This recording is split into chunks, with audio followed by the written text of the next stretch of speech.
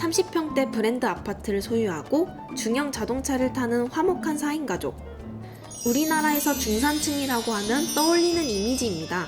그리고 그 핵심에는 브랜드 아파트가 있습니다. 아파트가 서울, 그 중에서도 강남에 있다면 더할 나위가 없겠죠. 우리는 어떻게 브랜드 아파트 공화국에 살게 됐을까요? 1999년까지만 해도 우리나라의 아파트 브랜드는 존재하지 않았습니다. 정부와 LH의 전신인 대한주택공사의 주도로 아파트를 짓던 1970년 초반까지만 해도 아파트의 이름에는 종암아파트, 마포아파트, 한강아파트와 같은 지명이 붙었죠. 아파트의 위상도 지금과는 달랐습니다. 아파트는 부의 상징이라기보다 서울로 몰려든 서민들을 효과적으로 수용하려는 정부의 의지가 담긴 실험적 건축물이었죠. 1970년대 중반부터 여의도 개발계획 아래 민간 건설사들이 지은 아파트들이 공급되기 시작했지만 이름은 여전히 무미건조했죠. 달라진 게 있다면 삼익아파트, 한양아파트처럼 지역과 함께 건설사의 이름이 붙었다는 정도랄까요? 강남개발과 함께 중대형 평형으로 지어진 고급 아파트의 시조세, 압구정 현대아파트의 장면도 크게 다르지 않았습니다. 1976년 1차가 완공된 뒤 지금도 초고가 아파트의 대명사로 꼽히지만 건설사인 현대건설의 아파트를 합쳐놓은 이름이 붙었습니다.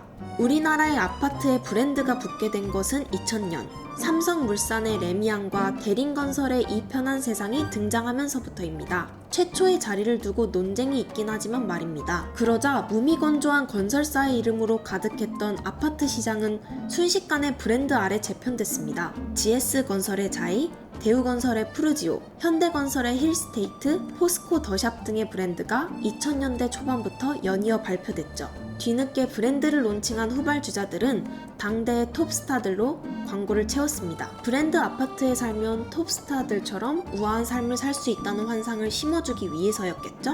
여기에 2002년 초고층 주상복합 아파트 타워팰리스가 모습을 드러냈습니다. 처음에는 미분양이 나기도 했지만 당시 분양가는 평당 1,400만원 수준이었죠. 그러다 점차 가격이 3배 이상 치솟아 지금 시세는 평당 5천만원에 달합니다. 타워팰리스의 성공은 아이파크 삼성, 목동 하이페리온, 성수 갤러리 아코레 등 건설로 이어지며 초고층 주상복합 아파트 시대를 열었어요. 하늘에 닿을 듯 높게 솟아오른 주상복합 아파트를 소유한다는 건 사회적인 지위도 그만큼 올려준다는 만족감을 주니까요. 이때부터였습니다. 너 어디 사니? 라는 물음을 들었을 때 사람들이 지역과 함께 아파트 브랜드를 말하기 시작한 건 말입니다. 사는 곳을 밝히기만 해도 나의 사회적 지위와 경제력을 굳이 과시하지 않아도 되니까요.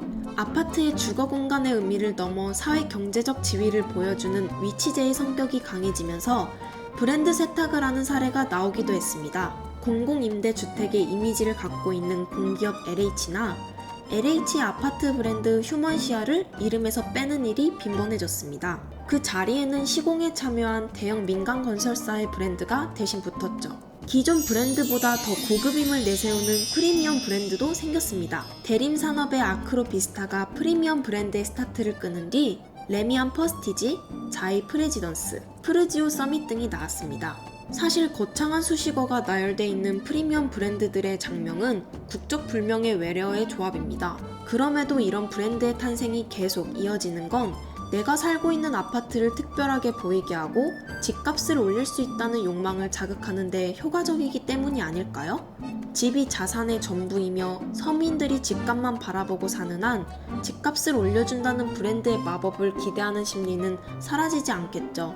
더구나 교통, 교육, 문화, 일자리 등 인프라 시설이 특정 지역에 몰려있고 이로 인한 생활 수준의 격차가 있다는 점도 아파트의 브랜드화를 부추기고 있습니다. 생활 여건이 좋은 이른바 부자 동네에 새로운 브랜드의 아파트가 나온 뒤 이들과 비슷한 생활 수준을 누리고 싶은 지역에서 브랜드를 가져와 부자 동네의 이미지를 소비하는 시기입니다. 브랜드 아파트를 향한 열망은 자산에서 집이 차지하는 비중과 전반적인 주거 개선이 되지 않는 한 한국 사회에서 계속 이어질 것입니다. 우리도 기형적인 브랜드 아파트 공화국을 벗어나는 날이 올 수 있을까요?